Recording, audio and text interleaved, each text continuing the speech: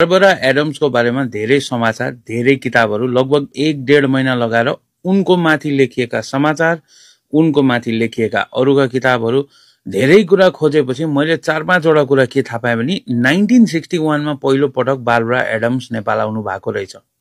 1961 मा French news च्यानलले queen Elizabeth the 2 लाई कभर गर्न बारबरालाई नेपालमा पठाएको रहेछ। 1961 देखि अलमोस्ट 2015 सम्म सायद अन एन्ड अफ बारबरा नेपाल बस्नुभयो। 55 वर्ष बस्नुभयो नेपाल।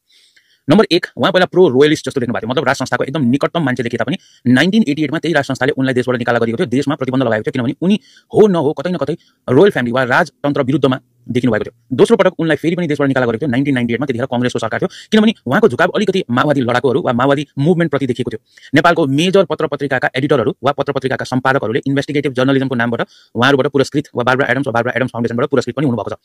2008-9 तिर जब राज संस्था फालियो र माओवादी पश्चात गणतन्त्र नेपालमा आयो नि, त्यसपछि बारबरा एडम्सलाई नागरिकता दिने अहिले सरकारमै भएका व्यक्तिहरूले दिनुभएको, उनीले 2015 मा नेपालमै आफ्नो अन्तिम सास फेरिन्।